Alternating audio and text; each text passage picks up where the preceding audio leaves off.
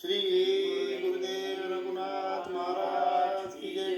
श्री निसर्गदत्त महाराज की जय. अवधूत चिंतन श्री गुरुदेव दत्त. पुन्हा एकदा आपल्या या आत्मविद्या म्हणजे आत्मज्ञान या चर्चेत सगळ्यांचं स्वागत. आता विवेक आणि बुद्धी याचा अंतर आपण बघूया.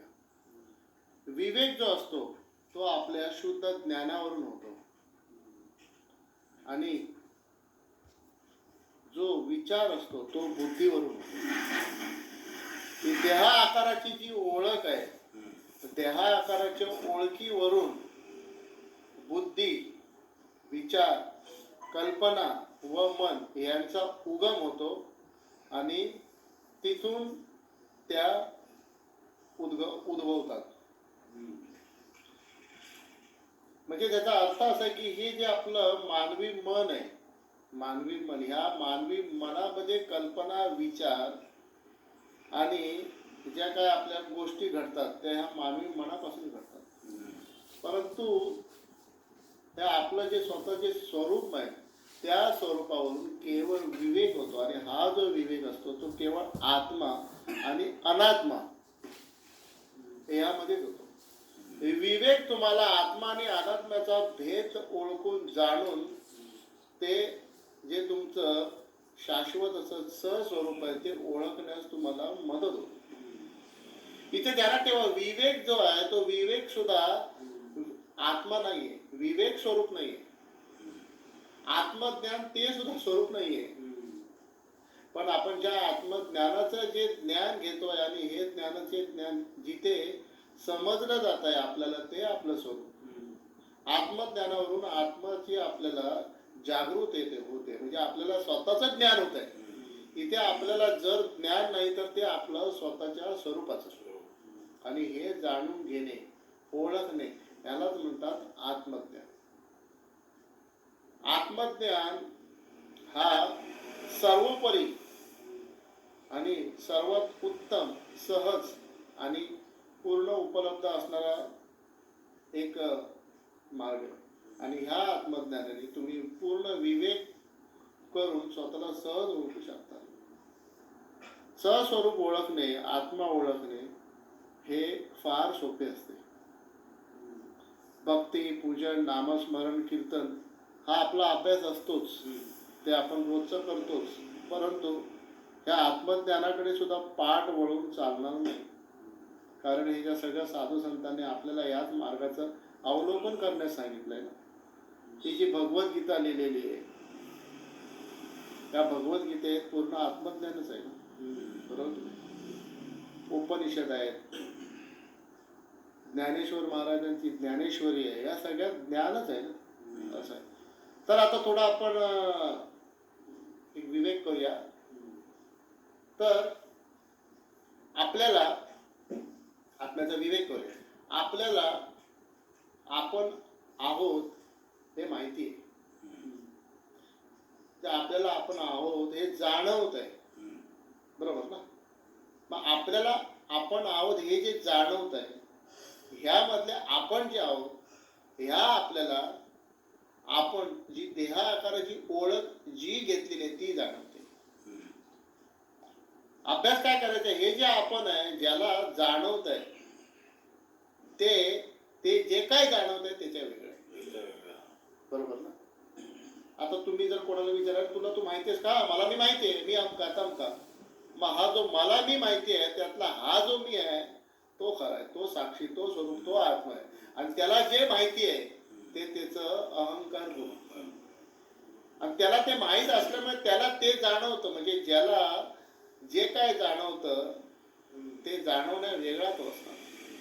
म्हणजे हे आपल्याला आपली आपण आहो असं जाणवतं. म्हणजे ही आपली देहा आकाराची ओळख जाणवते, पण देहा आकाराची ओळख ही जी आपल्याला जाणवते हे आपलं शुद्ध जाणीव आहे आणि हे आपलं स्वरूप असतं. हे ओळखणं काय कठीण नाही आहे, तुम्ही क्षणात ओळखू शकता. परंतु तिथे होत नाही विवेक. तिथे भक्ती घ्या, नामस्मरण घ्या, ह्यामध्ये तुम्हाला विवेक वापरत नाही, विवेकाचा आपण आपला सहज त्या श्रद्धेपोटी, देवाच्या श्रद्धेपोटी त्याच्यावर विश्वास ठेवून आपण भक्ती नामस्मरण करतो, ते बरोबरच आहे. परंतु त्या विवेकाचा सुद्धा जो आपल्याला काय भगवंताने प्रसाद दिलेला, त्या विवेकाचा सुद्धा उपयोग करावा. हा विवेकाचा जो उपयोग आहे हा आध्यात्मिक क्षेत्रात केवळ स्वतःच्या चौकशीमध्ये होतो. ज्या चौकशीने आपल्याला स्वतःच ज्ञान होऊन आपण सहस्वरूपी काय आहोत हे ओळखतो, आणि त्या आत्मज्ञानाने आपली आहे तशी स्वस्वरूपाची ओळख व्हायलाच पाहिजे. ह्याच्यात साधन म्हणतात ते विवेक. आता साधू संतांनी काय सांगितले, काय नेती नेती नेती नेती म्हणजे काय, मी हा नाही, मी तो नाही. म्हणजे जे काय तुम्हाला समजतंय भासतंय ते तुम्ही नसणार. देह तुम्हाला समजतोय म्हणजे तुम्ही देह नसणार. मन तुम्हाला समजतंय म्हणजे तुम्ही मन नसणार. अहंकार तुम्हाला समजतंय म्हणजे तुम्ही अहंकार नसणार. बुद्धी तुम्हाला समजते म्हणजे बुद्धी तुम्ही नसणार. अंतःकरण सुद्धा तुम्हाला समजतंय म्हणजे तुम्ही अंतःकरण नसणार. कल्पना तुम्हाला समजते म्हणजे कल्पना तुम्ही नसणार. विचार तुम्हाला समजताय म्हणजे विचार तुम्ही नसणार. तुमची आठवलेली जी साठवण आहे, ज्याला आपण मेमरी म्हणतो, ती सुद्धा तुम्हाला समजते, मग ते मेमरी सुद्धा तुम्ही नसणार. इतरांचे अहंकार ते समजतात, मग इतरांचे अहंकार तुम्ही नसणार. जे सगळे तुमच्या समोर या तुमच्या आकारासकट जे तुम्हाला आकार दिसत आहेत ते सगळे तुम्हाला आकार समजतात, म्हणजे यापैकी कुठचाही आकार तुमचा स्वतःचा सुद्धा या देहाचा आकार तुम्ही नसणार. हे जग तुम्हाला समजतंय म्हणजे जग तुम्ही नसणार. जे जे काय तुम्ही समजताय ते सगळं तुम्ही बाजूला काढायचंय, त्यालाच म्हणतात नेती नेती. मग सगळं बाजूला काढल्यावर तुम्ही जे काय आहात ते तुम्ही फक्त स्वतः उडता. परंतु हे जे तुम्ही काय जे स्वतः उडता तिथे एक पूर्ण विवेक आणि पूर्ण गुरुकिल्ली अशी की हे जे तुम्ही स्वतः म्हणून जे उडता तिथे तुम्ही त्या स्वतःला बघायला आणि समजायला जाण्याचा प्रयत्न करू नका. कारण हे जे तुम्ही आहे या तुमच्यावरून सगळा समजण्याचा प्रयत्न होतो, पण तुम्ही समजले जाऊ शकत नाही. तुम्हाला कधीही समजले जाऊ शकत नाही, परंतु तुमच्या वेगळं जे आहे ते तुम्हाला समजणार. हीच मी परत वारंवार हाच का पॉईंट काढतोय, कारण ह्याच्यातच तुमची गुरुकिल्ली आहे. कारण नेती नेती सगळं बाजूला काढणार म्हणतो हा मी कोण, पण परत तुम्ही जो अरे पण हा मी कोण असा तुम्ही विचार घेता. पण हा मी कोण म्हणणारा कोण आहे, स्वरूप नसून परत तो अहंकार आहे. पण तो अहंकाराला स्वरूपाची चौकशी करायला देऊ नका, स्वरूपावरून अहंकाराची चौकशी करा. इथे पूर्ण काय तुम्हाला पूर्ण विवेक झाला पाहिजे की तुम्ही जे सहस्वरूपी काय आहात ते तुम्हाला समजू शकत नाही, परंतु तुमच्या वेगळं जे काय ते तुम्हाला समजणार. ओळख होण्याच्या त्या क्षणात काय होतं की आपल्याला काय होतं, ते सगळं बाजूला सारलं, पण मी उरलो, पण मला काय नाही समजत आहे. मग तुम्ही समजू शकत नाही ना, हाच अभ्यास आहे. कारण तुम्हाला समजू पाहत आहे ते स्वरूप नसून हा अहंकार आहे, म्हणून ती गडबड होते तिथे. म्हणून परत विवेक करा. तिथे सावकाश आपल्याला जे तुम्हाला जाणवता म्हणजे नेमकं काय जाणवतं आणि हे तुम्ही कोण, तर तुम्ही हे शुद्ध जाणीव. तुम्हाला जे जाणवतं ती तुमची देहा आकाराची ओळख, आणि त्याला अहंकार म्हणतात ना. मग त्या वेगळ्या आहे म्हणून तुम्हाला जाणवत आहे. हा अभ्यास असा व्हायला पाहिजे. आत्मज्ञान श्रवण करून ग्रहण करून त्याचा निधिध्यास व्हायला पाहिजे. कारण तुमचं जे स्वरूप आहे बघा, एक पक्क सांगतो तुम्हाला, ते तुम्ही ध्यानात घेऊ शकत नाही. ते तुमच्या ध्यानात येऊ शकत नाही, लक्षात येऊ शकत नाही, आठवू शकत नाही, त्याला पकडू शकत नाही, मुठीत धरू शकत नाही, त्याला साठवू शकत नाही, आठवू शकत नाही. केवळ तुम्ही ओळखू शकता. मग आठवण्याचा, साठवण्याचा, पकडण्याचा, धरण्याचा विचार सोडून द्या. हे जे तुम्ही आहात हे विचाराआधी आहात, कल्पनेआधी आहात, बरोबर. आठवण्याआधी आहात, हे तुम्ही पहिलं ओळखलं पाहिजे. परंतु ही देहा आकाराची ओळख ही एवढी घट्ट मिठी मारून बसली आहे की तिथून ती स्वतःच्या स्वरूपावर उडीच मारण करत नाही. आपण स्वस्वरूपी काय आहोत हे आपण क्षणभर सुद्धा बघायला पाहिजे. भगवंत श्रीकृष्ण भगवद्गीतेत आणि प्रत्येक प्राणी मात्राला काय सांगतात, प्रत्येक मनुष्याला काय सांगतायत की तुम्ही जे काय तुमचं भजन कीर्तन पूजन साधन नामस्मरण करा, परंतु एकदा तरी ह्या अख्ख्या आयुष्यात सहस्वरूपाला मागे वळून बघा. तुम्ही ज्यावेळी सहस्वरूपाला मागे वळून बघाल त्या क्षणी तुम्हाला कसलीही गरज भासणार नाही. त्या क्षणी तुम्ही स्वतः काय आहात ते ओळखा. म्हणजे याचा अर्थ काय कृष्ण काय म्हणतायत, भगवान श्रीकृष्ण काय म्हणतायत की ज्यावेळी हा अहंकार आणि तुमचं स्वरूप समोरासमोर आलं पाहिजे. म्हणून काय म्हणतात ते तुमचं एकदा तुम्ही वळून तुमच्याकडे बघा. वळून तुमच्याकडे बघितल्यावर त्यांचा बोध काय आहे, भगवान श्रीकृष्णाचा बोध काय आहे. ज्यावेळी तुम्ही वळून तुमच्या सहस्वरूपाकडे बघता, मग हा जो वळून बघणारा हा प्रत्यक्ष अहंकार आहे. आणि तो जेव्हा स्वरूपाला सामोरे जातो, समोरासमोर होतो, त्यावेळी इथे किल्ली किंवा गुरुज्ञान काय होतं की हे जे अहंकाराने जे वळून स्वरूपाला बघितलंय ते वळून बघितलेलं अहंकाराला न समजतं ते प्रत्यक्ष त्या स्वरूपाला त्याचं ज्ञान होत आहे. म्हणजे अहंकाराने वळून पाहिलेलं हे जे ज्ञान आहे हे अहंकाराला न होता कोणाला होत आहे, स्वरूपाला होत आहे. कोणाला, स्वरूपाला होत आहे. कोणाला होत आहे, स्वरूपाला.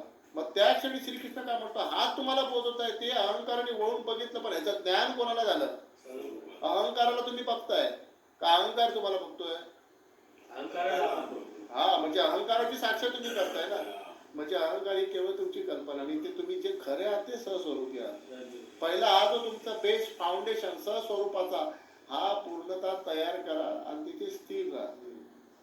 कारण इथे नुसतं आपल्याला आत्म्यावरच नाही राहायचं, हे आत्मा आहेच, सहस्वरूप आहेच, पण त्याच्याही पलीकडे ज्याला आपण परमात्मा म्हणतो, ज्याला आपण पूर्ण परब्रह्म म्हणतो, परमेश्वर म्हणतो, तिथे सुद्धा अजून ज्ञान गोष्टी ओळख व्हायची आहे. अजून अभ्यास संपलेला नाही.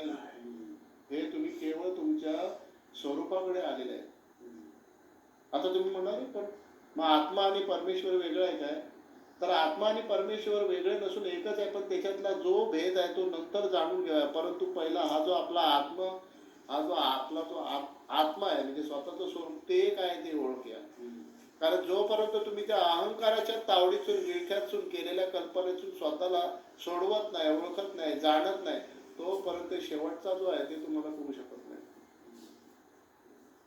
हे जे तुमचं निज रूप, मूळ रूप, परमेश्वर, परब्रह्म हा जो आहे हा सुद्धा कोणी नाही, हे सुद्धा तुम्हीच आहात, तो कोण वेगळा नाही. परंतु तिथे ओळख होण्यासाठी तुम्हाला पूर्ण विवेक जागृत व्हायला पाहिजे.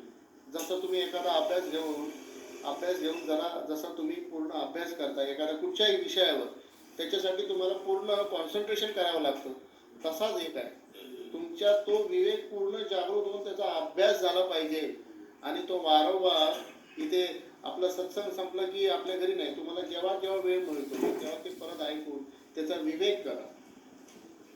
इथे आपण होतो काय, जास्त टाइम जो आहे तो आपला वेळ लोकांच्या विचारात जातो. मग माझं म्हणणं आहे की तो लोकांचा विचार तिथेच राहू दे आणि त्याबरोबर त्या लोकांनाही तिथेच राहू दे. ज्यावेळी तुम्हाला कोणाचा संबंध तुमच्या कामासाठी, धंद्यासाठी येतो अवश्य करा, परंतु ज्या फावलेल्या वेळात तुम्ही स्वतःचा विचार करा. म्हणजे स्वतःचा विचार म्हणजे आत्मज्ञान, आणि ते तुम्हाला फायदेशीर आहे आणि त्याच्यामुळे तुमचं भलं होणार आहे. दुसऱ्यांचा विचार करून तुमचं कधीही भलं होणार नाही. स्वतःचा विचार करा. स्वतःचा विचार म्हणजे आपण जे खरे काय आहोत त्याचा, आणि ती सर्वात श्रेष्ठ भक्ती मानलेली आहे. भगवंत श्रीकृष्ण काय म्हणतात, आत्मज्ञानी हा सुद्धा सर्वश्रेष्ठ असतो ना. योगी असतो, ज्ञानी असतो, भक्त करणारा असतो, नामस्मरण सगळ्यात माझे सर्वश्रेष्ठ आहेत. परंतु तो ज्ञानी असतो त्यांनी स्वतःला ओळखलेला असतो ना. आत्मज्ञानी आणि भक्ती करणाऱ्याच्यात फरक काय, दोन एकच, तिथे कोणी नाही. परंतु जे आत्मज्ञान करून तिथे आपली ओळख होते. ह्या पायऱ्या आहेत, नामस्मरण, भक्ती, कीर्तन, भजन, त्याच्यानंतर आत्मज्ञान. हे तू व्हायला पाहिजे. तुम्ही म्हणलं एवढं बस झालं, आता हे आत्मज्ञान नको, तसं नाही ना. ते आत्मज्ञान घ्यायलाच पाहिजे. तुम्ही म्हणा आपण भक्ती केली नाही, आत्मज्ञान घ्यायलाच, कारण आत्मज्ञानाशिवाय तुम्हाला ओळख होत नाही ना. भले तुम्ही भक्ती समरस होऊन, नामस्मरण समरस होऊन तुम्ही त्याच्याशी एकरूपता पावता, परंतु जिथे एकरूपता पावता तिथे तुमचा अहंकाराचा लय होतो. आणि परत ज्यावेळी ती भक्ती होते, हे परत तुम्ही तुमच्या पूर्वस्थितीत जेव्हा येता, परत तो अहंकाराचा दबाव झाला. मग तिथे आपण जी आपली ओळख आहे ती ओळखण्यासाठी ही कल्पना आणि भ्रम असताना जो स्वतःला ओळखतो तो हा सहस्वरूप ओळखणे हेच आपल्या मानवी जीवनाचं खरं कर्तव्य आहे. कारण ह्याच ओळखण्याने आपण या सुख आणि दुःखाच्या पलीकडे असलेल्या आपल्या त्या स्वरूपाला जाणतो, ओळखतो आणि तिथे आपल्याला ध्यानात येते की इथे मला कसलाही संसर्ग नाही, स्पर्श नाही, भीती नाही आणि कसलाही माझं अधोपतन नाही, हे ओळखतात. म्हणून सर्वात श्रेष्ठ असतं ते आत्मज्ञान आणि त्या आत्मज्ञानामुळे झालेली स्वतःची ओळख.